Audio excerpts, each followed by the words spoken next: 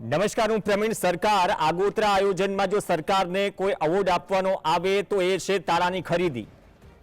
આ તારા મારવાના ક્યાં? સરકારી શાળાઓમાં.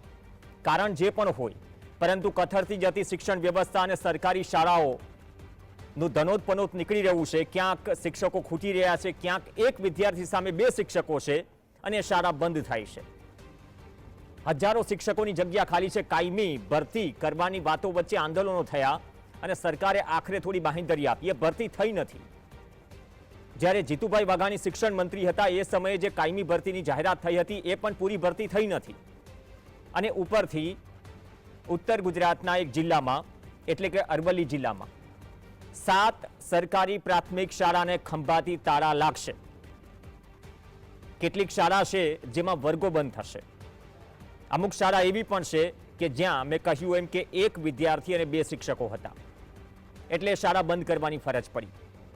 અને નિયમ જે અપાય છે એ નિયમ ગુજરાત શિક્ષણ વિભાગના જે 26/10/2020નો જે ઠરાવ છે એ ઠરાવ હિસાબથી કે જ્યાં વિદ્યાર્થીઓ ઓછા હોય, જેમ કે ધોરણ 6, 7 અને 8માં 20 કરતાં ઓછા વિદ્યાર્થી હોય તે શાળાના વર્ગો બંધ કરવા. તો આ ચિંતાજનક બાબત તો છે જ, કોઈ પણ જો અને તો વગર. કેમ કે સરકારી શાળાઓ બંધ થઈ રહી છે. નર્સરીથી માંડી, પતરાવાળી શાળાથી માંડી, પ્રાઇવેટ સ્કૂલોથી માંડી ઠપાઠપ તમામ શાળાઓ નવી ખુલી રહી છે. અને ત્યાં બાળકોને મોકલવા વાલીઓ મજબૂર છે અથવા તો દેખાદેખીમાં મોકલી રહ્યા છે. એ પણ કડવી વાસ્તવિકતા છે. એ અમદાવાદ જેવું શહેર હોય કે પછી અરવલ્લીનું મોડાસા તાલુકાનું કોઈ ગામ હોય, કરસનપુરા કંપા, સાકરિયા કંપા, મુનશીવાડા, પીપલાણા, હમીરપુરા, મોતીપુરા, માળકંપા, બાદલપુરા, વરવટિયા, ક્યાંક શાળાઓ બંધ થઈ અને મુનશીવાડામાં 1 થી 5ના વર્ગો બંધ થયા. ધોરણ 6 થી 8ના વર્ગો શરૂ છે. બાકીની શાળાઓ બંધ થઈ. હમીરપુરામાં પણ, હમીરપુરાના ધનસુરા તાલુકાના હમીરપુરામાં ધોરણ 6 થી 7ના વર્ગો બંધ થયા. એ લિસ્ટ પણ આવશે, આવે એટલે સ્ક્રીન પર આવશે. પણ આ તમામ વચ્ચે સવાલ એ છે કે તાળા મારતા શું શાળાઓ અટકાવી શકાય અથવા તો બચાવી શકાય? શું વાલીઓને એ વિશ્વાસ સરકારી શિક્ષકમાં નથી રહ્યો? અથવા તો સરકાર સ્કૂલ ઓફ એક્સેલન્સ અને સ્માર્ટ સ્કૂલો તો બનાવે છે, એ વાત અલગ છે કે જ્યારે ફોટો સેશનની વાત આવે તો ડ્રોઈંગ રૂમ જેવો એક ક્લાસ બનાવી દેવામાં આવે છે, કેમ કે મીડિયા માધ્યમોમાં એ દ્રશ્યો જાય છે. પણ એ વર્તાય આવે કે સ્માર્ટ સ્કૂલો કેટલી બની. હવે સ્માર્ટ સ્કૂલો બનાવવાના ગોલ સાથે જવું જોઈએ. એઆઈનો જમાનો છે, એમાં કોઈ વાંધો નથી. પણ જે પાયાનું શિક્ષણ છે, નાનાથી નાના ગામડા સુધી અથવા તો સીમ શાળાઓ છે, જે વાડી વિસ્તારમાં ચાલતી શાળાઓ છે, એ શાળાઓમાં કદાચ 1 કે 2 વિદ્યાર્થીઓ પણ હોય તો બંધારણ હક આપે છે કે કોઈ પણ પ્રાથમિક શિક્ષણથી વંચિત ન રહેવું જોઈએ. સરકાર કોઈ પણ હોય, પ્રાથમિક શિક્ષણ વિના મૂલ્યે દરેક વિદ્યાર્થી સુધી પહોંચવું જોઈએ. પણ થઈ રહ્યું છે ઉલટું. 7 સરકારી શાળા બંધ થઈ રહી છે અરવલ્લી જિલ્લામાં. શું આ બંધ થતી અટકાવી શકાય અથવા તો વાલીઓને વિશ્વાસ અપાવી શકાયા હોય કે તમે ચિંતા ન કરો, પાયાનું શિક્ષણ અમે એટલું મજબૂતાઈથી આપીશું, અમે ભરતી કેલેન્ડર બનાવીશું અને એ હિસાબથી જે રીતે ધારાસભ્યોની ટર્મ પૂરી થાય એટલે ચૂંટણી થાય એ જ રીતે અમે ભરતી પણ કરાવીશું શિક્ષકોની. શિક્ષકોને કામગીરી અપાય છે જુદી વાત. ઘણા શિક્ષકો કામમાં ચોરી પણ કરે છે તેવી પણ ફરિયાદો ઉઠે છે. તો એ પણ કેટલું ચલાવી લેવાય છે એ પણ એક સવાલ છે. પણ વાર તહેવારે ઘણા બધા સવાલો આવતા રહે છે. ઉપરથી એક લીલી ઝંડી મળે તો પછી શિક્ષણ મંત્રીની ઓફિસથી પણ 3-4 વખત કાગળ લખાય તો કામ નથી થતું. આ પ્રકારની સ્ટોરીઝ પણ ભૂતકાળમાં જોઈ છે. તો આ કેટલું ચિંતાજનક. શું આપણે વિશ્વાસ નથી અપાવી શકતા? સરકારી શાળામાં આપણે તાળા મારીએ છીએ, એ તાળા આપણી ઉપલબ્ધિ ગણાશે કે અમે આટલી સરકારી શાળાઓ બંધ કરી. આમાં જો દેશની વાત કરીએ 70,000થી વધુ સરકારી શાળાઓ બંધ થઈ છે. ગુજરાતમાં ઘણી બધી શાળાઓ બંધ કરી દેવામાં આવી છેલ્લા 5 વર્ષના આંકડા કાઢીએ તો. પણ આ લેટેસ્ટ છે. શિક્ષણ વિભાગે નિર્ણય કર્યો છે અને જે 75 બાળકો છે આ શાળાઓ બંધ થશે. મજબૂરીમાં બીજી શાળા શોધવી પડશે. અને જે શિક્ષકો છે આ શાળામાં જે ડેપ્યુટેડ હતા એ તમામને જ્યાં શિક્ષકોની અછત છે ત્યાં જઈને સેવા આપવી પડશે. તો મુદ્દો ગંભીર છે, દરેક વર્ગને અસર કરતો મુદ્દો છે. કેમ કે શિક્ષણની ફીસમાં જ્યારે તમારા ખિસ્સા હળવા થાય છે દર ક્વાર્ટરમાં કે વર્ષના અંતે, અને પછી તમારે ઇન્કમટેક્સ રિટર્નમાં જોડવા પડે પહોંચ અને પાવતી સાથે, ત્યારે ખ્યાલ આવે કે શિક્ષણ ખરેખર કેટલું મોંઘું થઈ ગયું છે. જો મોંઘું ન થયું હોત તો પછી જે સરકારી મેડિકલ કોલેજ છે તેમાં ફી વધારા સામે આંદોલન ન થયું હોય અને સામે સરકારે ફી ઘટાડવી ન પડી હોય. આપણી સાથે બે ખાસ મહેમાન જોડાશે. KR પોટા જોડાશે, જે શિક્ષણવિદ છે. પોટા સાહેબ, આપનું સ્વાગત છે. અને પાર્થિવરાજસિંહ કઠવાડિયા જોડાશે, કોંગ્રેસના નેતા છે. બંનેનું સ્વાગત છે. પોટા સર, આપથી શરૂઆત કરીએ. આજે 7 શાળાને અરવલ્લીમાં તાળા મારીએ છીએ. મેં કહ્યું કે સરકાર જો આગોતરા આયોજનમાં ક્યાંક એવોર્ડ આપવો પડે તો એ તાળા ખરીદીમાં આપવો પડે, કે તાળા હશે સ્ટોકમાં તો ફટાફટ મારી દેવાશે. શું સરકાર સરકારી પ્રાથમિક શાળાઓમાં વાલીઓને વિશ્વાસ નથી અપાવી શકતી, એટલા માટે બાળકો નથી આવી રહ્યા, અથવા તો વાલીઓ દેખાદેખીમાં, અથવા તો શિક્ષકોની ભરતી ન કરો સમયસર? સુવિધાઓ અપાય છે ઘણી જગ્યાએ નથી મળતી, ત્યાં સવાલ થાય છે. પછી એમ કહેશે કે કેમ તમે શિક્ષણ પર સવાલ ઊભા કરો છો, પણ થોડું આત્મનિરીક્ષણ કરવાની પણ જરૂર છે. તો કઈ રીતે જોઈ રહ્યા છો આ 7 શાળાને? 75 વિદ્યાર્થીઓનો માત્ર સવાલ નથી, પણ આ સવાલ અલગ અલગ જિલ્લાઓમાં પણ જાય છે કે જ્યાં સરકારી પ્રાથમિક शालाओं हालत बदથી बदतर है. माननीय अहिर जी, मैं आपको बताना चाहूंगा कि भारतीय बंधारण के आर्टिकल 21A में शिक्षा को मूलभूत अधिकार के रूप में सम्मिलित किया गया है. उस 21A के तहत RT एक्ट 2009 का गठन हुआ और शिक्षण विभाग के नोटिफिकेशन के जरिए 18/2/2012 को विविध नियम बने और उसका नोटिफिकेशन बाहर गिराया गया. अब इसी नोटिफिकेशन के नियम 5 में 1 से 5 की शाला हो तो 1 किलोमीटर की दूरी, 6 से 8 की शाला हो तो 3 किलोमीटर की दूरी. और इन्हीं नियमों में लिखा हुआ है कि हाड़मारी वाला विस्तारो, भूस्खलन जोखम, पूर, रस्ताओं अभाव जोखम ने ध्याने लई स्थानिक सत्ता मंडल हदों घटाड़ी सके. अब सवाल ये है कि वहां का जो स्थानिक सत्ता मंडल है या जिला शिक्षण समिति है, उसको विविध पहलुओं को ध्यान में रखकर और सरकारश्री में दरखास्त करने की जरूरत थी कि ये फैक्टर हैं और इसकी वजह से संख्या को कम करके और उस संख्या को मान्य रखकर और हमें शाला चालू रखने की अनुमति दी जाए. ऐसा नहीं है कि इन नियमों में बांध छोड़ नहीं है. हद घटाने की बात है, विविध कारण दिए गए हैं, तो उन कारण को जस्टिफाई करके और वो शालाएं न बंद करने का भी निर्णय लिया जा सकता. पर स्थानिक सत्ता मंडल, वाली मंडल और एसएमसी अपने आप में पावरफुल होती है, वो ऑटोनॉमी धराती है. तो ऐसे किस्सों में हमें नियमों को स्टिक रहना चाहिए. हम नियमों को तोड़ मरोड़ कर अपनी तरीके से प्रस्तुत करेंगे तो कभी भी किसी चीज का निराकरण नहीं आएगा. इसलिए जब इसमें नियम है, स्थानिक परिस्थिति का अभ्यास करके अगर ऐसा लगे कि ना ये शालाएं बंद करने से इतने बच्चों को, इतने परिवार को फर्क पड़ेगा आर्थिक रूप से, तो निसंदेह वो शालाएं इन छूटछाट के तहत चालू रखनी चाहिए. लेकिन सर, ये जो गुजरात शिक्षण विभाग की बात करिए, जो 26/10/2020 का जो एक मतलब परिपत्र, एक नोटिफिकेशन आया, उसमें 6, 7 और 8 स्टैंडर्ड में अगर 20 से कम विद्यार्थी छात्र है तो उस जो स्कूल के जो वर्ग है उसको बंद कर दिया जाए. मतलब आपने एक नोटिफिकेशन जारी कर दिया और मतलब लोकल लेवल पे क्या सब लोगों ने मान लिया? इसको रिव्यू नहीं किया जा सकता, सर्वाइव नहीं किया जा सकता? नहीं, देखिए, इसमें ऐसी बात है कि कॉन्स्टिट्यूशन ऑफ इंडिया से एक्ट बना, एक्ट से नोटिफिकेशन बना, और नोटिफिकेशन में जब हद घटाने की और विविध कारणों सर शाला चालू रखने के लिए प्रावधान किया गया है, तो वो एक परिपत्र इस नोटिफिकेशन को टॉपल नहीं कर सकता है.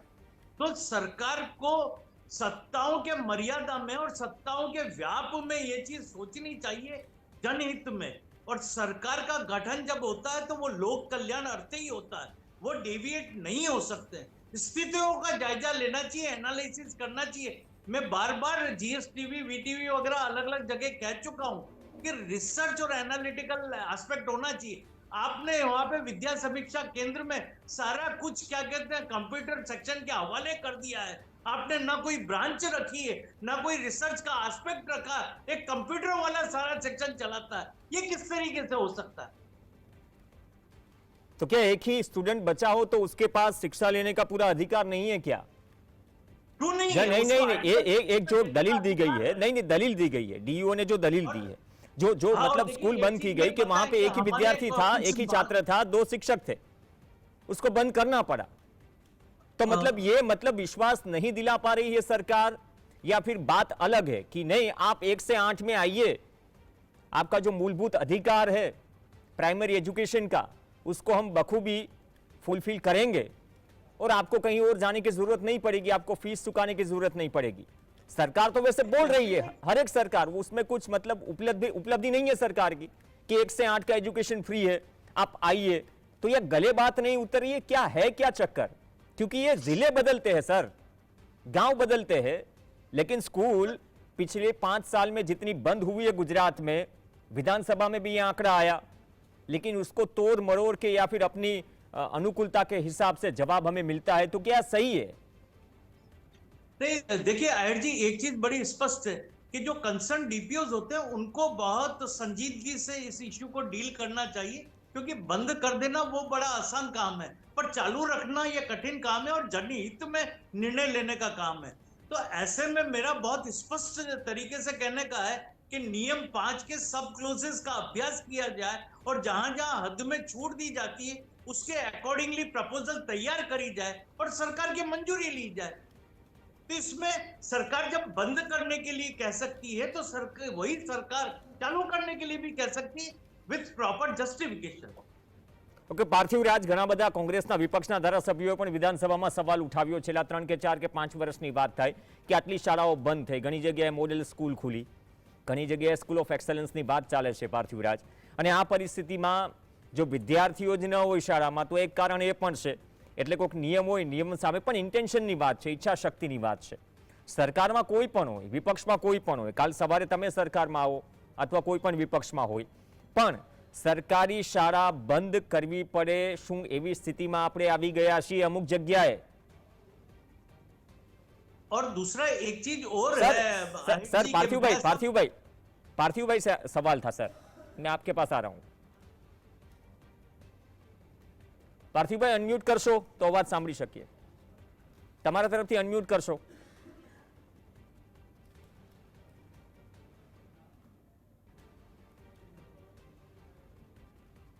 चलो ऑडियो लेवल चेक कराओ, अनम्यूट। चल पोटा सर, आप ये सवाल का जवाब दे सकते हैं, तब तक पार्थिव जी का ऑडियो का जो है इश्यू वो सोल्व हो जाए। पोटा बोलिए। सर, यही सवाल आपसे था सर। ना वही सवाल। अब मैं आपको ये चीज कहना चाह रहा हूं कि सरकारी शालाएं अगर बंद हो रही हैं और प्राइवेट शालाएं अगर आ रही हैं, तो मैं ऐसा मानता हूं कि प्राइमरी सेक्शन में जहां फंडामेंटल राइट है फ्री एंड कंपलसरी एजुकेशन का, तो वहां प्राइवेटाइजेशन सदंतर बंद करने की जरूरत है, क्योंकि जितनी भी फी इश्यू है वो प्री प्राइमरी और प्राइमरी में है। तो सरकार को इसके मद्देनजर भी सोचना चाहिए और सरकार को एक चीज बहुत स्पष्ट सोचना चाहिए कि प्राइवेट स्कूलों की जो फीस है प्री प्राइमरी और प्राइमरी की, उतनी फीस या उतना खर्चा सरकारीकरण में नहीं होता है, उसको कंपेयर नहीं कर सकती सरकार। इसलिए सरकार का जितनी फीसें देती है 25% स्टूडेंट एनरोलमेंट में या दूसरी तरीके से, तो सरकार पे खर्चा तो अपनी तरीके से आता ही है, तो क्यों ना सरकार खुद अपनी स्कूलें चालू करें। तो ये स्मार्ट स्कूल वाला फंडा क्या है? मतलब आप क्वांटिटी घटा दो, आप क्वालिटी पे फोकस करो। नहीं, स्मार्ट स्कूल वगैरह जो है और स्कूल ऑफ एक्सीलेंस वगैरह जो है वो एग्जिस्टिंग इंफ्रास्ट्रक्चर में और एग्जिस्टिंग फैसिलिटी में कुछ मॉडर्नाइजेशन करके और स्टडी मटेरियल को कुछ मॉडर्नाइजेशन लेवल पे ले जाकर और वो नामाभिधान दिया गया। बाकी सिलेबस चेंज या कोई और एकेडमिक एस्पेक्ट में कोई चेंज किया है, ऐसा नहीं होता है। तो अब क्या मतलब क्या जाना क्या चाहिए? विपक्ष कहती है कि हमारे पास संख्या बल नहीं है विधानसभा में, या फिर जो आम जनता है उसने स्वीकार कर लिया है कि नहीं, अब मतलब एक क्या परसेप्शन बन चुका है कि सरकारी स्कूल है तो मैं सरकारी स्कूल में क्यों पढ़ाऊं, भले मुझे फीस, मुझे जुगाड़ क्यों ना करना पड़े, मेरा बच्चा अच्छी स्कूल में पढ़ना चाहिए। तो क्या यार ये तस्वीर, भले ही स्मार्ट स्कूल ऑफ एक्सेलेंस की हम बात करते हैं, तो क्या ये गवर्नमेंट एजुकेशन में प्राइमरी जो एजुकेशन है वो तस्वीर इतनी मजबूत नहीं बना पा रही है सरकार या शिक्षण विभाग? ये बात आपकी बहुत सटीक है और मैं अप्रिशिएट करता हूं इसमें। सर ऐसा है कि मैं ये मानता हूं कि डिस्ट्रिक्ट लेवल पे और तालुका लेवल पर पब्लिक अवेयरनेस के बड़े प्रोग्राम रखने चाहिए, जहां उनको बताना चाहिए कि सरकारी शिक्षण जो है वो काफी अच्छा है, वहां पे टैलेंटेड लोग हैं, जो भर्ती वाले हैं वो मेरिटेरियस लोग हैं, उनमें मेहनत करते हैं। सरकार को एक कदम जरूर उठाना चाहिए कि जो कक्षा खंड में शिक्षक गण नहीं जा रहे हैं उनको कंपल्शन में डालना चाहिए। चाहे वो किसी भी संस्था से जुड़े हुए, किसी भी संघ से जुड़े हुए हो या किसी भी वक्तदार व्यक्ति से जुड़े हुए हो, उनको कक्षा खंड की ओर भेजना ही है। उनको कक्षा खंड के बाहर रखना नहीं। एक बार कक्षा खंड के अंदर संपूर्ण शिक्षक गण होंगे, इंफ्रास्ट्रक्चर ऑलरेडी है ही, शिक्षक अपनी तरीके से टैलेंटेड है। सिर्फ ये बताना है कि हमारे शिक्षक अब शिक्षण के अलावा कोई और कार्य नहीं करेंगे, न राजनीतिक कार्यक्रम में जाएंगे, न सरकारी कार्यक्रम में जाएंगे, मात्र शिक्षण देंगे। और वालियों को एक भरोसा दिलाना चाहिए कि आप अपनी आंख से देखो, एसएमसी यहाँ पर है हमारी मॉनिटरिंग करने के लिए, अगर हमारे में खामी है तो आप हमारी शिकायत करिए। तो ये भरोसा वाली बात ही है ना, वो बात भरोसे की ही है, या सरकार हो या फिर कोई भी पेरेंट्स हो। पार्थिव राज, अवाज ऑडियो क्लियर આવી ગયો તો સવાલ આઈ થિંક રિપીટ કરવાની છે। મેં સવાલ એ જ પૂછ્યો તો ઇન્ટેન્શનની વાત છે, ઇન્ટેન્શનની વાત છે। અને બીજી વાત છે કે એ ભરોસો પણ અપાવવો પડશે। વિપક્ષમાં કેટલી 5 સંખ્યા છે, 15 સંખ્યા છે, એને પણ સાઈડમાં મૂકવું પડશે, સરકારમાં કોઈ પણ હોય। પ્રવીણભાઈ, સરકારમાં કોઈ પણ હોય, અત્યારે જે પ્રકારની ભારતીય જનતા પાર્ટીની સરકાર ગુજરાત રાજ્યમાં જે ગુજરાત મોડલના નામે સમગ્ર દેશમાં પોતાની વાત કરવા નીકળ્યા હતા નરેન્દ્રભાઈ, ત્યારબાદ આપણે ઘણા બધા આપણે ત્યાંના મુખ્ય પ્રધાનો જોયા, જેમાં તો આનંદીબેન તો પોતે શિક્ષણ ક્ષેત્રથી આવતા હતા।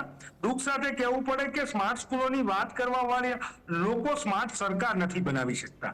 આજે હમણાં જે ઇન્ફ્રાસ્ટ્રક્ચરની વાત કરતા હતા, આજે ગુજરાત રાજ્યની પરિસ્થિતિ એવી છે કે ઇન્ફ્રાસ્ટ્રક્ચરની વાત પોટા સાહેબ કરતા હતા ત્યારે એટલે કરું છું કે અત્યારે ગુજરાત રાજ્યની જે સરકારી શાળાઓ છે ત્યાં 38,000 ઓરડા વર્ગખંડોની ઘટ છે અને આજની તારીખમાં પણ 10,000 વર્ગખંડો જર્જરિત હાલતમાં છે ને ત્યાં વિદ્યાર્થીઓને ભણવા મજબૂર થવું પડે છે। હમણાં તો એવી વાત થતી હતી કે શિક્ષકો ને શિક્ષણ કાર્ય માટે મોકલવા જોઈએ અને બીજા કાર્ય માટે ન મોકલવા જોઈએ, પણ જે 32,000 શિક્ષકોની સમગ્ર ગુજરાત રાજ્યમાં સરકારી શાળાઓમાં જગ્યાઓ ખાલી છે એ ક્યારે ભરશે એની વાત કરે। જ્યારે હમણાં કહેતા હતા કે એક વિદ્યાર્થી માટે 2 શિક્ષક, પણ પરિસ્થિતિ એવી છે કે 1600 થી વધારે શાળાઓ એવી છે કે જે માત્ર એક શિક્ષકથી ચાલે છે।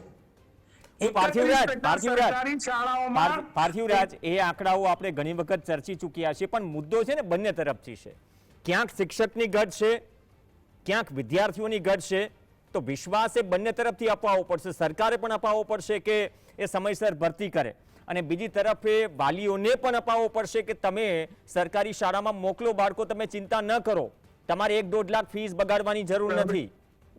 પ્રવીણભાઈ, આપણે આ જ પ્રકારની ઘટનાઓમાં દર વખતે વાલી અને પ્રજાજનોનો વાંક કાઢીએ છીએ। ના, વાંક નથી કાઢતા પાર્થિવરાજ, શું એ માઇન્ડસેટ બની ગયું છે કેમ કે બેબાકીથી આ સવાલ પણ કરવો પડશે, આ ચર્ચાનો મુદ્દો છે। પ્રવીણભાઈ, વિશ્વાસ સંપાદન કરવાનું કામ એ સરકારનું હોય છે। આજે ગુજરાતની જનતા સરકાર સામે મીટ માંડીને બેઠી હોય કે સરકાર સુવ્યવસ્થા કરે અને સુવ્યવસ્થાનો લાભ પ્રજાજનોને મળે, એટલા માટે મત આપીને એમને ચૂંટે છે। પણ મત આપીને ચૂંટ્યા બાદ પણ જો સરકાર એ દિશામાં કોઈ કામ કરવા ન માંગતી હોય તો ગુજરાતની જનતાએ જાગવું પડશે ને સરકારના કાન આંબળવા પડશે। એટલા માટે આ ચર્ચા કરું છું કે વારંવાર આપણે પહેલા પણ જોયું કે 5,600 થી વધારે શાળાઓ મર્જ કરવાના નામે બંધ કરી દેવામાં આવી સરકારી શાળાઓ, અને વારંવાર આપણે આ સરકારી શાળાના તંત્ર ઉપર વાત કરીએ છીએ ત્યારે નંબર ઓફ જેને કહી શકાય પ્રાઇવેટ સ્કૂલો, જે ખાનગી શાળાઓ છે એ સદંતર વધતી જાય છે। તમે વર્ષ દરમિયાન ખાનગી શાળાઓને કેટલી મંજૂરી મંજૂરી આપી, સામે સરકારી શાળાઓને કેટલી મંજૂરી આપી, એનો રેશિયો જોશો તો પ્રમાણમાં ખૂબ મોટો ડિફરન્સ જોવા મળશે.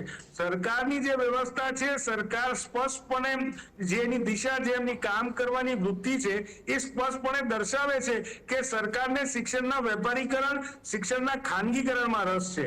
આજે કોઈ સરકારના મંત્રીશ્રીને પૂછતું નથી કે તમે જે પ્રફુલભાઈ પાનસેરિયા છે, એમનું કાલનું ક્યાંક ન્યૂઝ વાંચતો હતો કે એમએ પોલિટિકલ સાયન્સમાં ઉત્તીર્ણ થયા, તો કેમ તમે સરકારી તંત્રમાં આવેલી યુનિવર્સિટીમાં માસ્ટર્સની એક્ઝામ આપીને પરીક્ષા આપી, કેમ તમે ખાનગી યુનિવર્સિટીમાં ન ગયા? કારણ કે એ જે સમયની અત્યારની સરકાર, પહેલાની જે સરકારો હતી, એમને જે વ્યવસ્થા તંત્ર ઊભું કર્યું હતું, જે સ્ટ્રક્ચરો ઊભા કર્યા હતા, જે ઇન્ફ્રાસ્ટ્રક્ચરો અને જે વ્યવસ્થાપન ઊભું કર્યું હતું, એનો લાભ આજે પણ ભાજપના નેતાઓ લે છે. તો આજે એ જે વ્યવસ્થા તંત્રને ભાંગવાનું, તોડવાનું કામ એ ભાજપના લોકો શું કામ કરી રહ્યા છે? 98 બાદ એક પણ ગ્રાન્ટીનેટ શાળાને મંજૂરી આપવામાં ન આવે.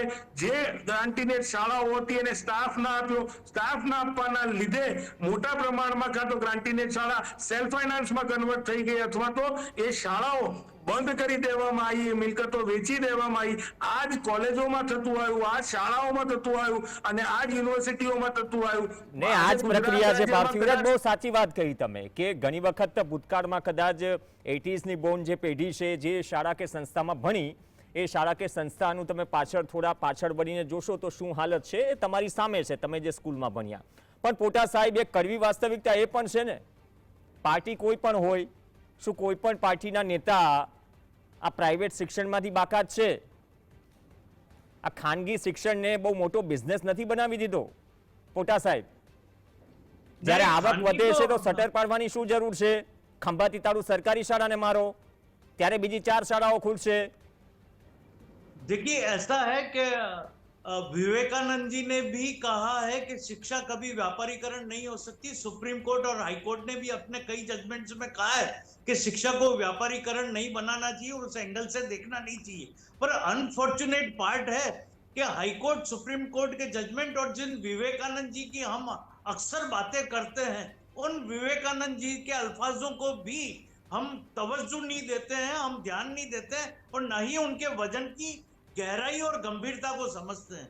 शिक्षा का व्यापारीकरण सरकार को एक बार बैठ के 5 साल के लिए बंद करना पड़ेगा, वरना शिक्षा के व्यापारीकरण में सारी चीजें फंस के रह जाएंगी और प्राथमिक शिक्षण जो है वो किसी न किसी तरीके से नेगेटिव तरीके से प्रभावित होने की संभावना से इनकार नहीं किया जा सकता. प्राइमरी एजुकेशन में से प्राइवेटाइजेशन सदंतर हटा लेना चाहिए. प्री स्कूल की तो बात ही नहीं की सर. जब पेरेंट्स है, प्री स्कूल को उसकी तो बात ही नहीं की. प्री स्कूल से अगर फर्स्ट में भी अगर आपको एडमिशन लेना है तो 1 साल पहले की तैयारी शुरू हो जाती है. डोनेशन का कोटा अलग, ये सिर्फ मेडिकल में नहीं है. तो ये चीज है ना, ये खुली है ना, खुला खेल ફરુકાબાદી, બધું જ ખુલ્લેઆમ થઈ રહ્યું છે અને આપણે લીપણ કરી રહ્યા છીએ.